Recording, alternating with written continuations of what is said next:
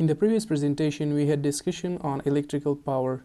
Now, in this presentation, we will be talking about the independent and dependent sources. Now, before going towards the independent and dependent sources, we first should know about the sources. The sources are the devices which are used to deliver the energy or power. The sources are specified as a voltage or current source, and there are two types of sources. The one is called the independent source and the other one is called dependent source. So independent source is defined as the sources in which the source voltage or current do not depends upon the voltage or current elsewhere in the circuit.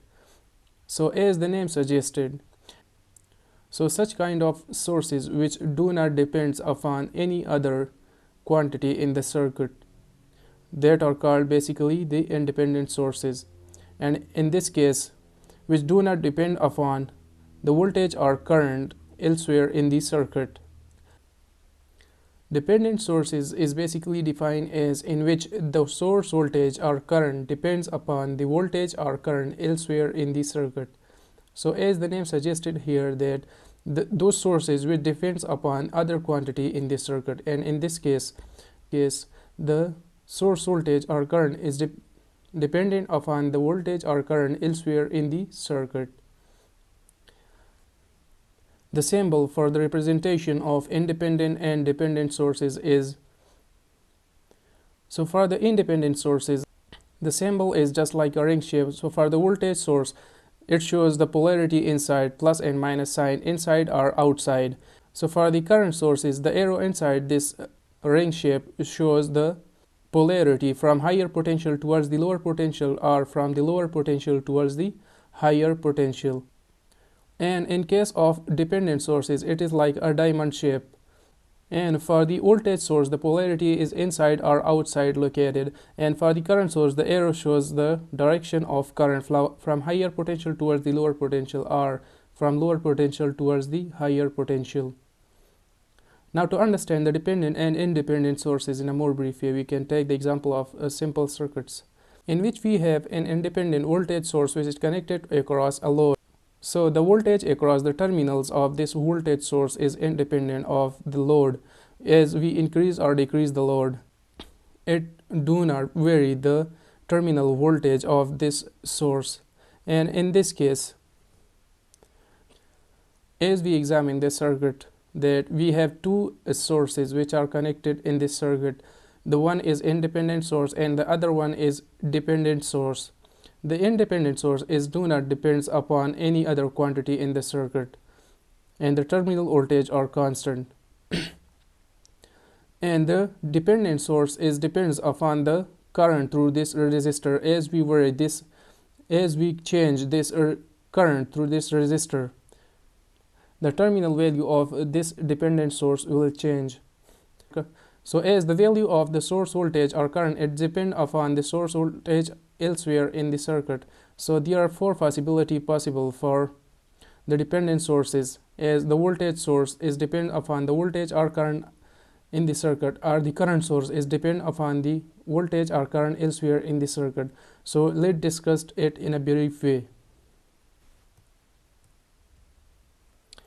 in which the first one is voltage control voltage source. So as the name suggested, that voltage source is controlled by the voltage elsewhere in the circuit. So let's consider if we have a system and the dependent voltage source depends upon the voltage elsewhere in the circuit, and let's say V1 is that voltage on which this dependent voltage source depends.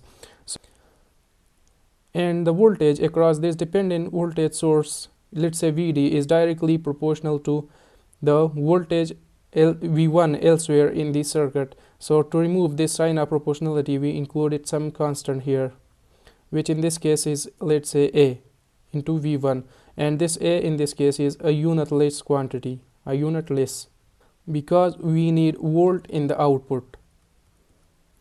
To understand this, we can take the example of an amplifier in which the output voltage depends upon the input voltage. Now another one is current control voltage source.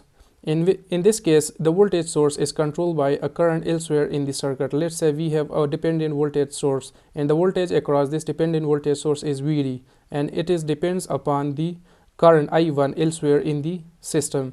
So VD is directly proportional in this case to I1. Now to remove this sign of proportionality, we include some quantity here, which in this case is Ri. And the unit of R in this case is volt per ampere. And this quantity is basically called the trans resistance. The trans resistance, in which the output voltage is depends upon the input current.